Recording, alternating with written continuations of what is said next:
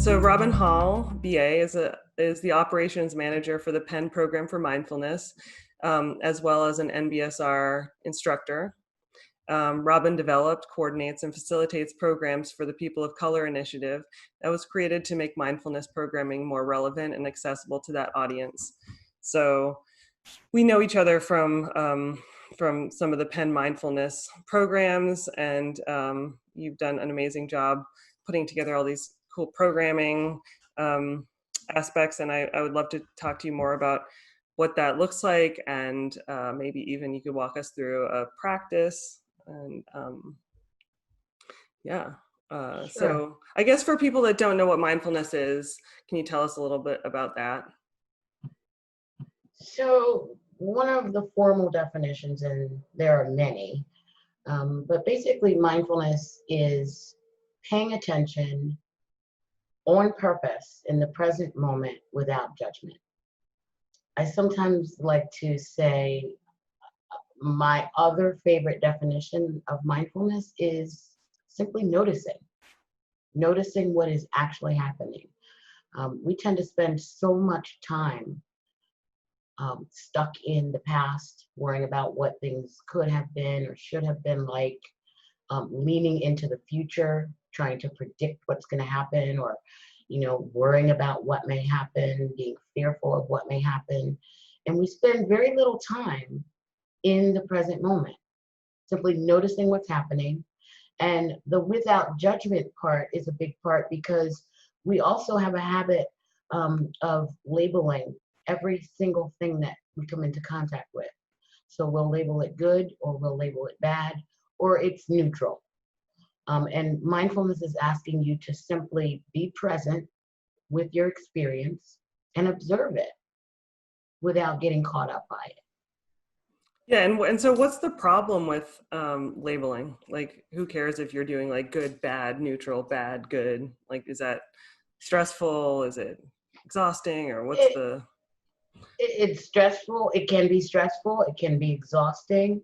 And everything I'm going to say today is from my personal perspective.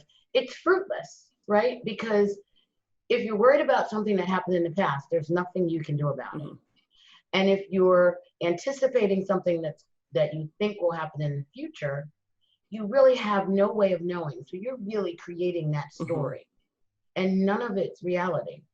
I have a teacher, a Tibetan teacher, who likes to say that worry is useless, because if you can't do anything about it, why worry about it, right? So it sounds oversimplistic, but it does cause you a lot of unnecessary stress, fear, depression, anxiety, whatever suffering you can come up with. It's coming from the stories that you're creating. I should have, this should happen in the future. And so, yeah, that's what it does. It causes you unnecessary stress. Cool. And how did you get into mindfulness? I actually was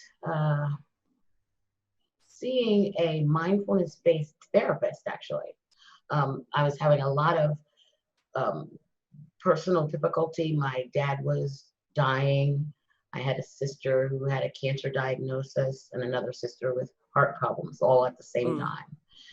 And because she was a mindfulness-based therapist, she referred me to a program for cancer patients and their caregivers. And I went to that weekend workshop with my sister, and I met a fabulous teacher by the name of Gabriel Rocco. And I fell in love with mindfulness that weekend. And of course, my sister slept through the entire weekend because she just really had no interest. But that's fine. But after that, I just started looking for other opportunities to practice mindfulness. And so I found local places in the Philadelphia and surrounding suburbs, and I did a couple of weekends. And then I found the Penn Program for Mindfulness, and I did a program with them. And then I've practiced ever since, which is now about, I'd say, 11 years. But I actually came to mindfulness before I came to the Penn Program for Mindfulness. And once I found the Penn Program for Mindfulness, it just opened up the opportunities for me. Nice. So I guess as part of this series of speakers that we have, the Solidarity series, we're really trying to make things accessible that might not be accessible to, marginalized groups and others that, psychotherapy is expensive and even mindfulness programs are expensive. But what would you say to people? I think a common issue that people have is they feel like they can't do it. Like I can't meditate. Like I'm just bad at it. Do you see that a lot?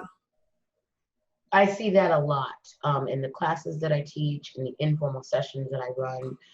People tend to think that mindfulness is this thing that you have to learn and then do, and you have to do it well. You have to master it. And that's not the case. Mindfulness is essentially, as I said earlier, being present. Mm-hmm. Now, there are different ways you can learn mindfulness, which may ask you to, in fact, do something. So it may ask you to start by focusing on your breath and trying to keep your attention steady. And then it may ask you to focus on, thoughts, or focus on sounds. But the reason you're asked in the beginning of a mindfulness program to focus on something or to do something is because you are learning a skill. You're building a foundation. You're strengthening your attention. But ultimately, once you have learned how to do that and you get a feel for what that's like, again, mindfulness is actually just asking you to be present. So you could be in a mindfulness session and you could spend the whole time thinking, I'm uncomfortable. I don't like this. I'm not doing this right. Or I need to go to the supermarket. I need to do the laundry. And it's okay when those things are coming up in your mind. But what we're asking you to do is to notice, right? Every single time you're carried away from the present moment, we're asking you to notice that. Sometimes it's a short period of time before you notice. Sometimes it's a long period of time before you notice. But when you notice, you are back in the present moment and you're practicing mindfulness. So there's never any wrong practice. Mm-hmm. That's really important, I think, for people to hear. Also, even I've done like a whole month of silent retreat in Nepal, and I've done like several 2-week silent retreats. And if I can focus on just my breath for 2 seconds, I'm like, wow, I'm like an expert, Exactly. And again, every single time you come back, you're practicing mindfulness. Right. So you notice, a thought popped up, I got carried away with it. Now I'm telling these stories and I'm no longer sitting here practicing mindfulness. I'm 2 days ahead thinking about what I have to do. The instant you catch yourself, you're back in the present. Right. So tell me a little bit about the program that you've started at Penn. So I call it the POC initiative. And with my own personal practice, because I've really done a lot of experimentation with different organizations, different practice groups, different types of meditation. But the consistent factor in everywhere I went and everywhere I practiced was this lack of diversity. And that's not to say that I didn't feel welcome. Most often I felt welcome. But there was something a little bit disturbing to me personally about always being the only, or one of only 2 or only 3. So I might go to a retreat with 50 people and there may be myself and one other person of color. And that's a way that I, as a person of color, have lived.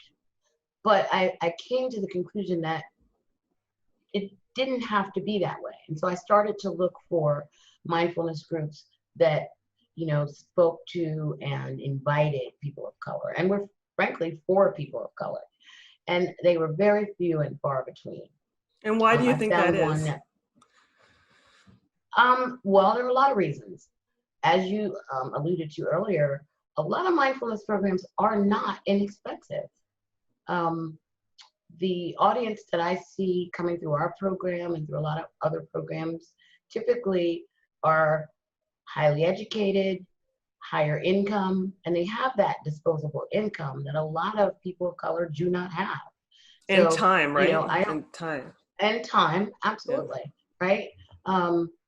They have, well, everyone has things to do, but now you're saying, okay, I want to take an 8-week course and commit not only 2.5 hours weekly for that course, but then the course asks you to practice 40 minutes a day, every day that you're not in Right. class.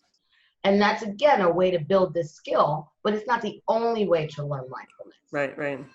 And that's kind of where I was going with this group, like making it not so much of a challenge and not so much of a trying to make it not seem like such a hurdle.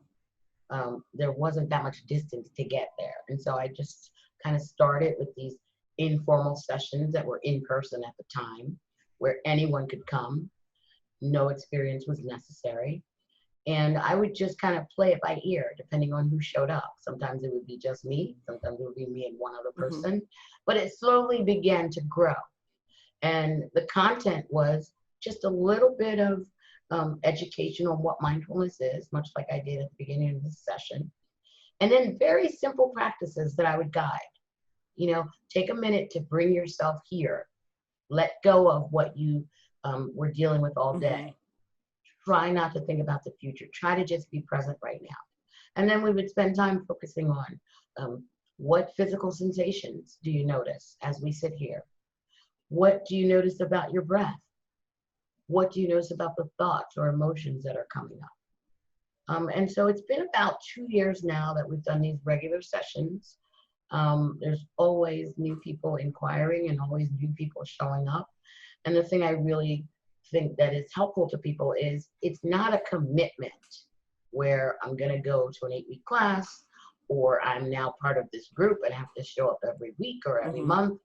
If we do, I offer this group once a month. If you show up once every 6 months, you're welcome. And nothing's changed, and it's not more advanced than it was the last time you showed up. And it's a very welcoming, relaxed group. Yeah, I think that's really cool to sort of understand more how your opinions about what is inaccessible about mindfulness, right? Because I think that if you're like a white person like myself thinking like, okay, how to make this accessible? I don't necessarily know what the barriers are, right? And I think for you saying, you know, maybe not making it a requirement.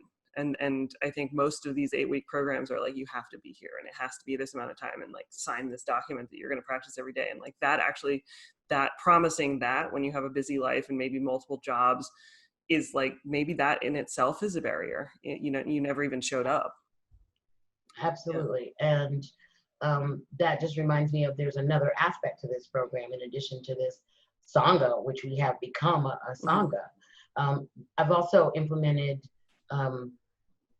a scholarship system so that, you know, these courses become more financially accessible. We lower the rate significantly for people to be able to take the 8-week course. We mirror all the programs that the Penn Program for Mindfulness does. So we do half-day retreats and weekend retreats and things like that, but the pricing is different. And then there's always the option to just reach out if the pricing that we are offering doesn't work. You know, we will never turn anybody away. And that's the case with the general program, but it was my mission to get that out there to the audience for people of color. Yeah, awesome. And the program that you do for people of color specifically, can you explain how somebody would join that? I also had a question for you about, can you, if you feel comfortable, describe the importance of having exclusive Black and brown spaces for people that might feel like, oh, that's exclusive, but like why that's important and that choice?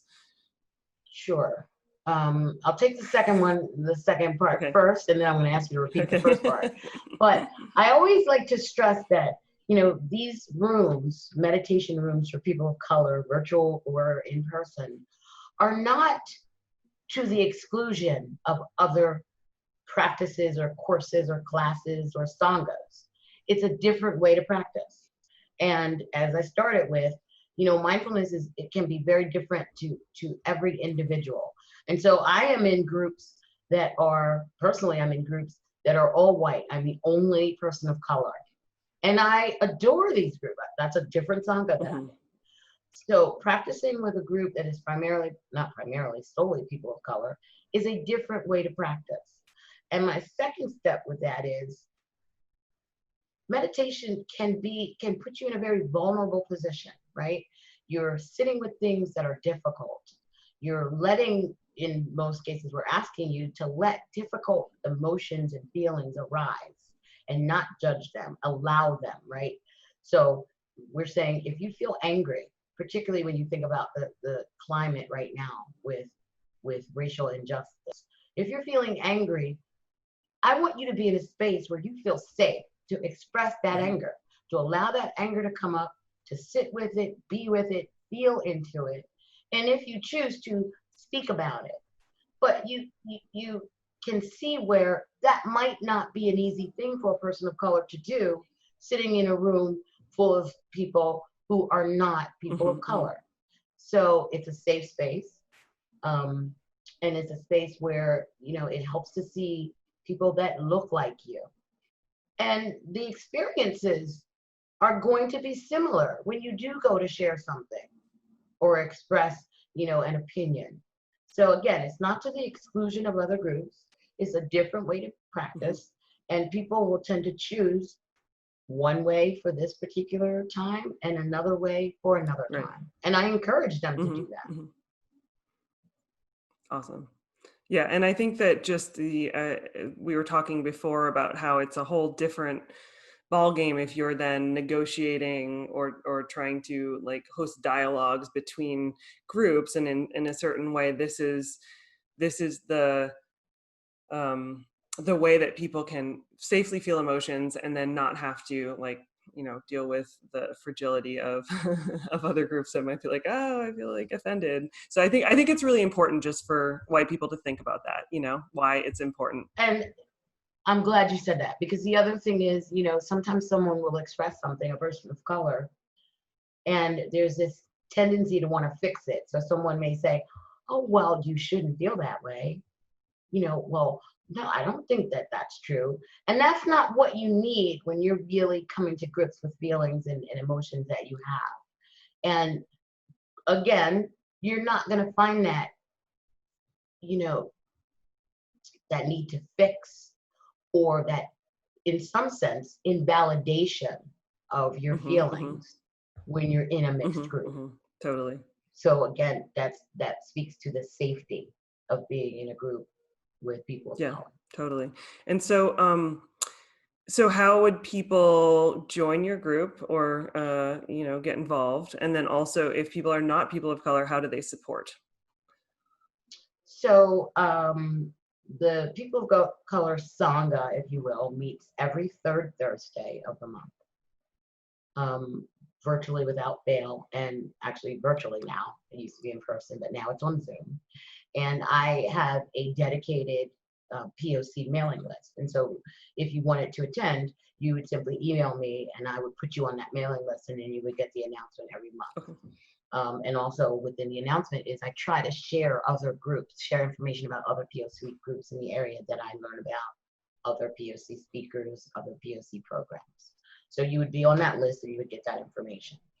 If you're interested in doing the general mindfulness-based stress management course that is the Penn Program's primary offering, reach out to me directly and I can explain how the scholarships work. We try to offer a scholarship for every location, every course that we offer. And we offer the course 3 times a year, sometimes 4 times a year, in the fall, winter, spring, and summer.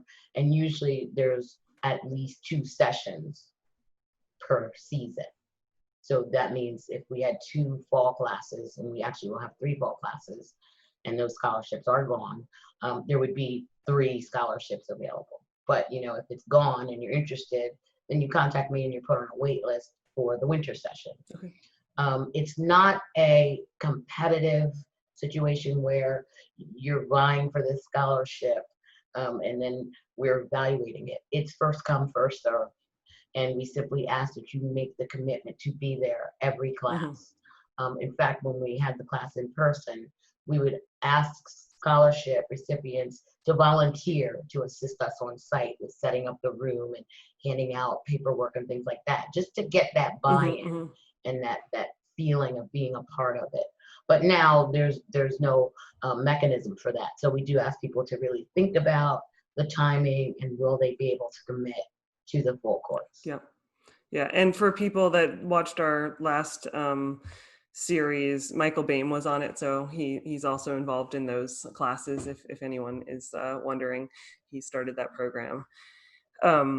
So I also, I guess, would love if you feel comfortable leading us through some aspect of a practice. I think, I mean, it's interesting because it's hard to place you in the different series, because the first one was about mindfulness and this one's about sleep, and sleep is also, mindfulness is important in sleep. And then the next one is about using psychedelics to heal racial trauma. So it's like, I think you bridge a lot of the topics, just your personal experience and your interests. But I do think, what we didn't talk about last time in the mindfulness series was just how anxiety can often be relieved through mindfulness practices and centering practices, and anxiety is often for people one of the main difficulties for sleeping. So we're basically having you talk about your projects and maybe some practices we could use that might help center, and then we're going to talk about like dreaming. And then the final speakers are about like interpreting dreams. So it's like we're going through the night. Sure. Well, you and I talked about a particular practice called the body scan. And that's a very widely known and available practice. And it's basically what you do is when you're guided in a body scan, and I think I won't do that today. I might just do a brief 3-minute breathing practice. But the body scan is a very detailed, systematic scan through the body, and you're guided through it. And it could either start at the top of the head or it could start at the toes. We tend to start at the toes. And it's where you're guided through just noticing, and I don't mean just, you're guided through noticing physical sensations in the body. And so we literally start with, bring your attention to your big toe. Notice any sensation there. And now your little toe of your left foot. And now all the toes in between. And just notice any sensation there. Or notice if there's a lack of sensation and just see what that feels like. So we're not asking people to generate a physical sensation. Just notice. And the way we live and the way we operate, we don't notice things unless they're screaming at us. So I have horrible back pain. I notice that, right? But I might not notice a slight twinge or a sense of exhaustion or a little muscle cramp. It's not painful, but it's just a muscle cramp. And so the body scan asks you to really pay attention to that. I've been told that it can be used to help people sleep. Actually, the way I've been told that is when we teach this in a class and we send people away for the week to practice it, inevitably a lot of people come back and say, well, I tried to do body scan, but I fell asleep. So it worked whether you were looking for a sleep aid or not. So clearly, because you're often lying down. I feel like that always happens to me. I'm like, that's start it. with the toes I didn't and I say get that. to, like elbows, and I'm like, I never got to the head. I was like, well, out. Right. And then some people will come back and say, well, I'm so disappointed in myself because I fell asleep every time. And my question to them would be, well, what's the problem with that? You know, if it was in the evening and you're in the bed and you fell asleep, that's not a bad thing. So it is something that I suggest people look for. Again, you can readily find body scans on YouTube, all different types of voices and types of language. So experiment and see what works with you. And the reason I don't want to do it is because I don't want to minimize it. A typical body scan is at minimum 25 minutes, and really can go as long as 40 minutes because it is that detailed. So I'll leave it to people to just do a little exploration and see if they can find a body scan that they like. You'll probably find 50 that you like. Nice. And potentially people that are really interested can practice with you and get the whole package. They can practice with me in the POC group where we'll sometimes do a body scan, but we do different types of meditations every month. Or, if they visit our group and they're interested in that, people tend to share what they like, what works for them, share resources, which is another good thing that people get from this group. Somebody says, well, I was looking for a meditation that, and somebody else says, oh, well, I found that. Let me send you that link or send you to that website. So yeah, you could reach out to me directly. You could come to the practice group, or if you took the 8-week course, you would have a whole week. That would be your homework for a whole week, the body scan. So cool. And is it okay to share your email to people on our list? Absolutely. Yep. Great. Do you need it? I'll just robin.hull@uphs.upenn.edu. Cool. I have it, but I feel like if anyone's watching and this, you'll find if you find the Penn Program for Mindfulness and you see any link to email, it'll get to me. Awesome. Cool. And then I guess before we do any like a short practice, a last question I have is just how do you see mindfulness being specifically helpful during COVID, like pandemic stress and everything that's going on politically? Do you think it's specifically helpful, or is it just always helpful anyways? I think it's always helpful, right? What I've noticed with myself with COVID is, to use this word again, of suffering, right? A lot of times we create our own suffering. So when I was told to work from home, I was devastated. I'm like, oh, now I'm going to be in the house every day, and what am I going to do? And I'm so bored. And then I got noticed that, okay, we were thinking about gradually bringing you all back to work. And instantly I was like, oh my God, I don't want to go back to work. I don't want to leave the house. I'm scared. So it's just, you're never really safe, happy with what's going on. And mindfulness allowed me to look at that, right? What are the thoughts that come up around the idea of either staying at home or going back to work? Can I just be with those thoughts?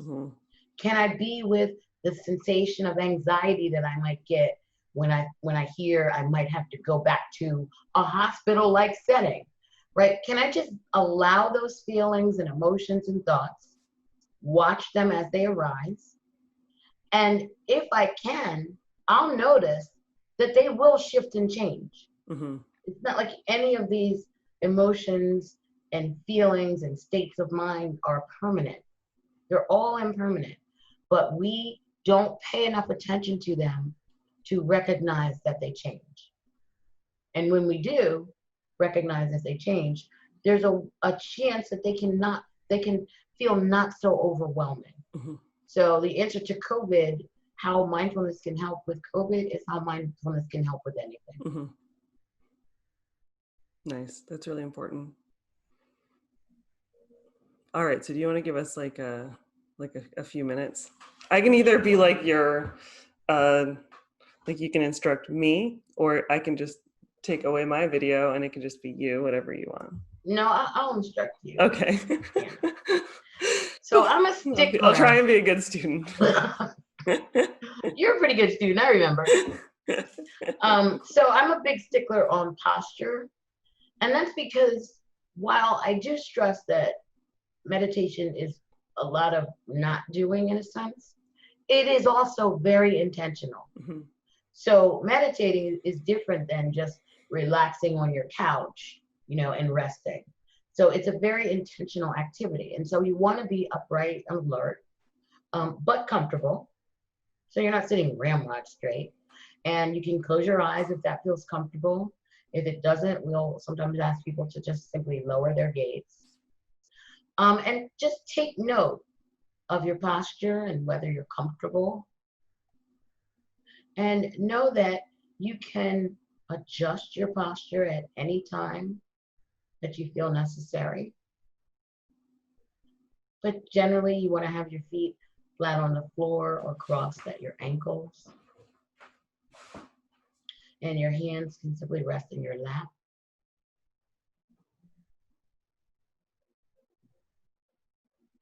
And if it's helpful or possible, see if you can just take a moment to settle yourself right here.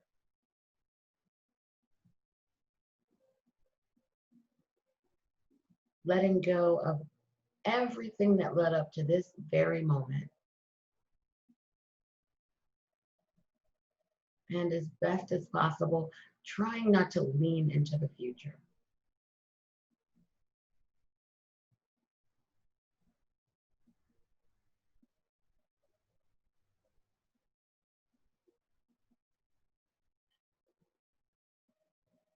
Bring your attention now to your breath at the center of the body.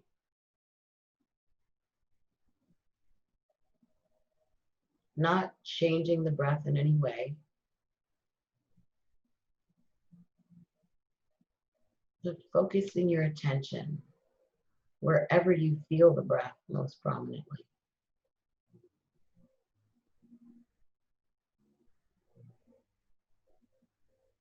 Noticing how the breath moves the body.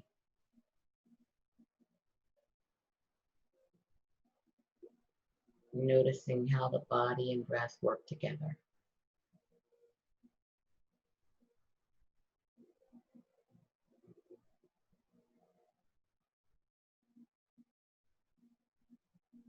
Starting at the top of the head, noticing if you're holding your face in any particular way.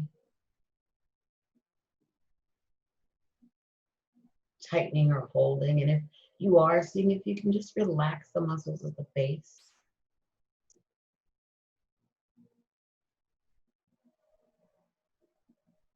Moving down through the neck and shoulders. And then if you find any holding or tightening there, seeing if you could simply drop your shoulders.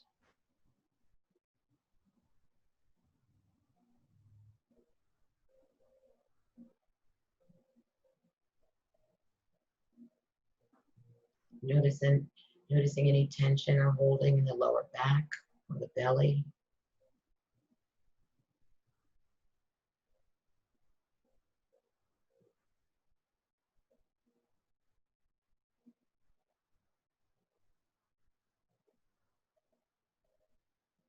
And allowing the body to just settle.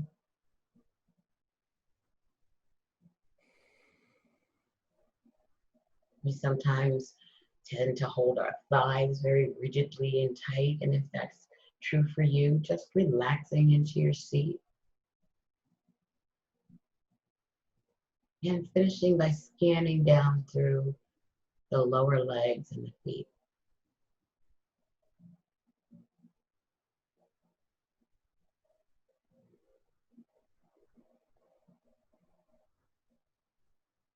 And just taking the next few minutes to just be present to your experience.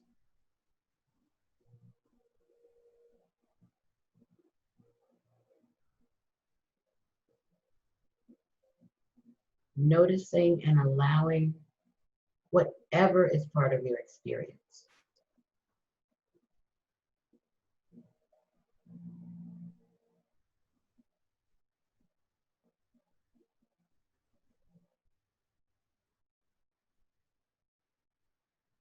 Listening to the sounds around you, the sounds within the room or outside of the room. All external sounds, but noticing any internal sounds.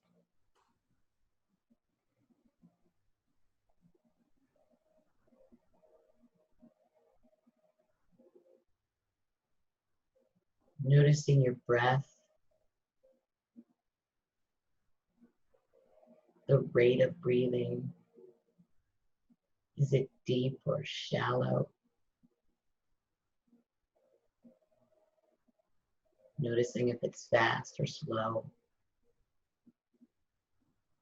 Doing your best to just come into the moment and be present with your experience exactly how it unfolds. Notice the thoughts that arise.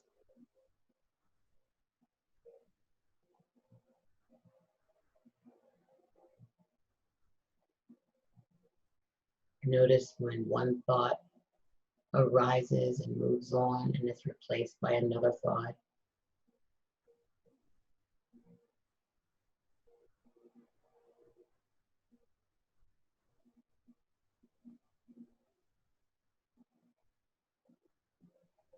And letting go of this idea of doing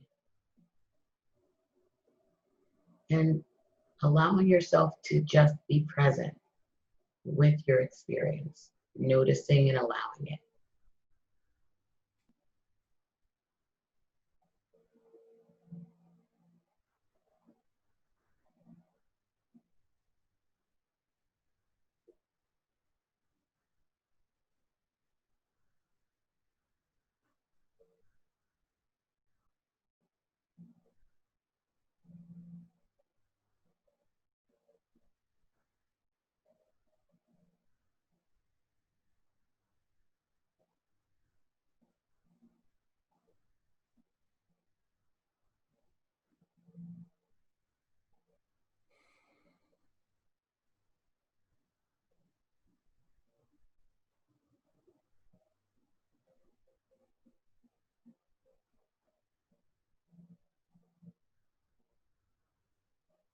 And just allowing this practice to come to its natural end. But keeping in mind that this idea of being present can remain even without formal practice. And as you open your eyes, remaining present with your experience, allowing it to unfold.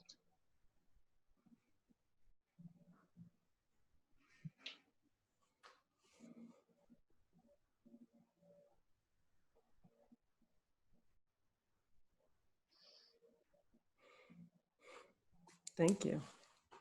You're welcome. That was beautiful. So we're animating some of these interviews, and I feel like that will be a really cool thing to animate. Oh, I can't wait to see that.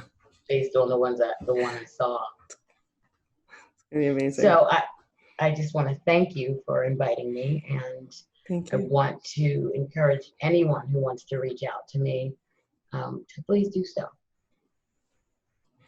Thank you. Yeah, we'll put your email on the Facebook page. We'll put it on the website. We'll make sure anyone can find you. They can email me. We'll get you to Robin. Okay.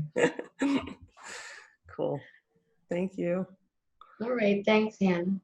I'll talk to you soon. All right. Take care. You too.